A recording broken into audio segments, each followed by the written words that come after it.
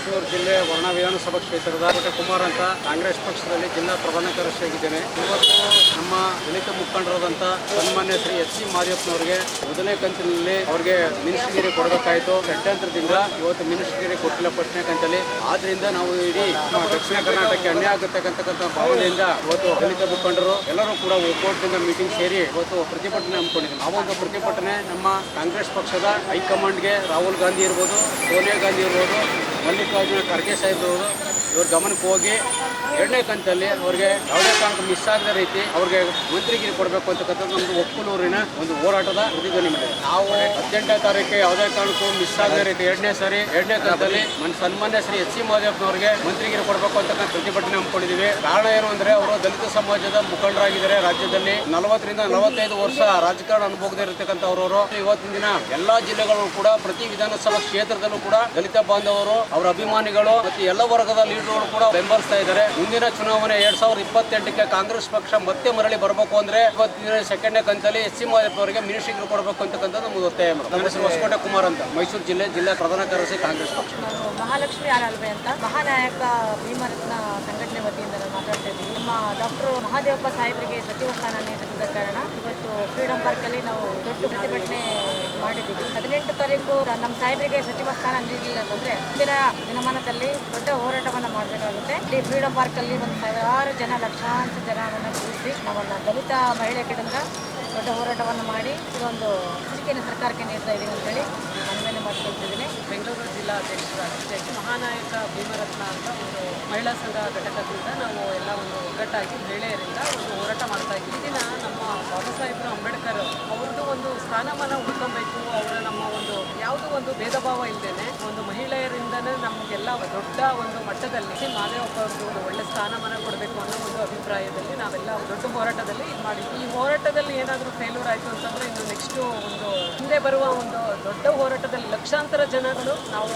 ಸ್ಥಾನಮಾನಗಳಿಗೆ ಯಾವುದೋ ಒಂದು ಇದು ಕೊಡಲಿಲ್ಲ ಅಂತಂದರೆ ದೊಡ್ಡ ಹೋರಾಟದಲ್ಲಿ ಇವರನ್ನು ಒಂದು ಖಂಡಿಸ್ತೀವಿ ಅಂತ ಅಂದ್ಬಿಟ್ಟು ನಾವು ಹೇಳ್ತೀನಿ.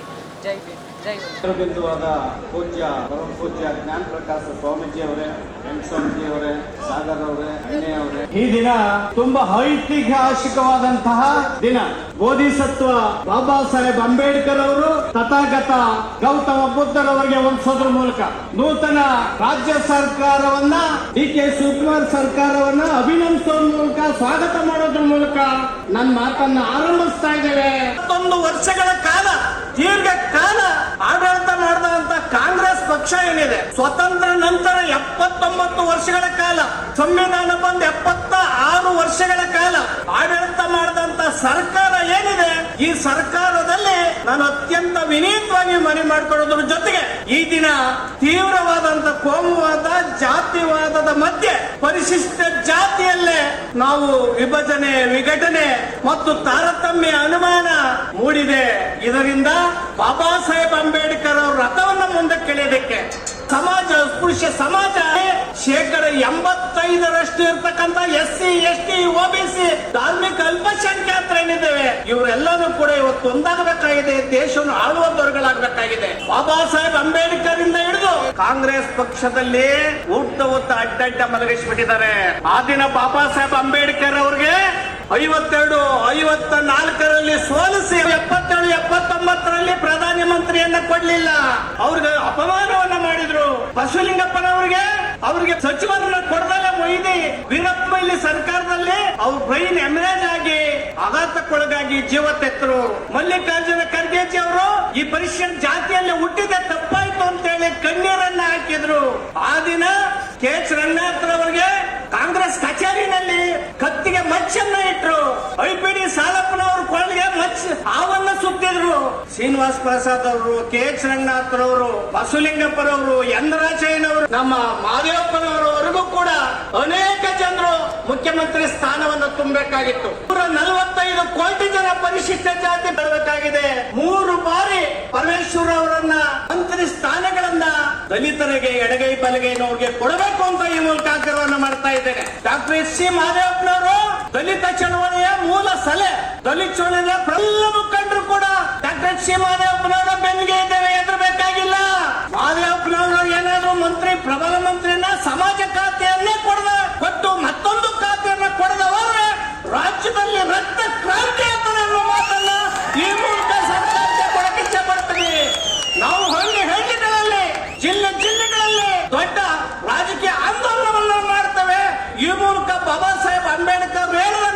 ಸ್ವತಂತ್ರ ರಾಜಕೀಯ ಪಕ್ಷವನ್ನ, ಸ್ವತಂತ್ರ ಆಡಳಿತವನ್ನ ಈ ದೇಶದಲ್ಲಿ, ರಾಜ್ಯದಲ್ಲಿ ಮಾಡ್ತೇವೆ ಅನ್ನೋ ಮಾತನ್ನ ಈ ಮೂಲಕ ನಾನು ಮನವಿ ಮಾಡ್ತೇನೆ.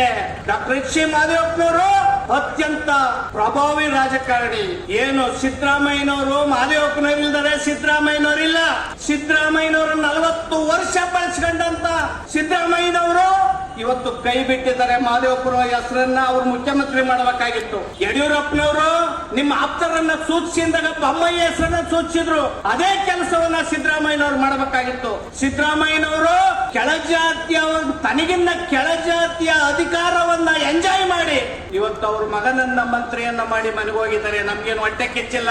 ನೀವು ಕೂಡಲೇ ಮಧ್ಯಪ್ರವೇಶಿಸಿ ಮಹದೇವಪ್ಪನವರಿಗೆ ಮಂತ್ರಿ ಪದವಿಯನ್ನು ಕೊಟ್ಟು ಇತಿಹಾಸದ ಕಪ್ಪು ಚುಕ್ಕಿಯನ್ನು ಉಳಿಸ್ಕೋಬೇಕು ಅನ್ನೋ ಮಾತನ್ನ ಈ ಮೂಲಕ ನಾನು ಹೇಳಕ್ಕೆ ಇಚ್ಛೆಪಡ್ತೀನಿ. ಅಚ್ಚುಕಟ್ಟಾಗಿ ಜಾಗೃತಿ ಮಾಡ್ತಕ್ಕಂತ ಕೆಲಸವನ್ನ ತಮ್ಮ ಇಡೀ ಮೊದಲನೇ ಒಂದು ಹೆಲ್ತ್ ಅಂಡ್ ವೆಲ್ಫೇರ್ ಒಂದು ಆರೋಗ್ಯ ಮತ್ತು ಕುಟುಂಬ ಕಲ್ಯಾಣ ಸಚಿವರಾಗಿದ್ರು.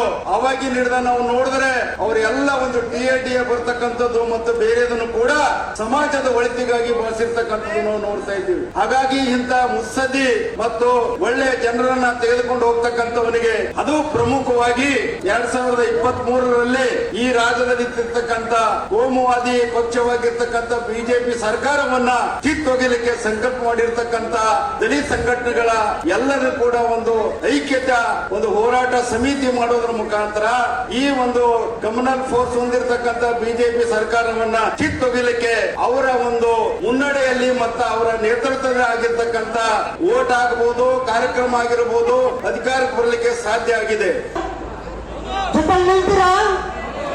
ಮಹದೇವಪ್ಪನ ಮಂತ್ರಿ ಸ್ಥಾನ ಸಿಗೋ ಒಂದು ಮನವಿ ವೇದಿಕೆಯಲ್ಲಿರ್ತಕ್ಕಂಥ ಎಲ್ಲ ಗಣ್ಯರ ಪಾದಾರವಿಂದಗಳಲ್ಲಿ ನಾನು ಬೇಡಿಕೊಳ್ಳೋದು, ನಿಮ್ಮ ಮಾತುಗಳನ್ನ 5 ನಿಮಿಷಕ್ಕೆ ಮನವಿಯನ್ನು ಮಾಡ್ತಾ ಇದ್ದೀನಿ. ಮುಂದಿನ ಹಿತನುಡಿಗಳ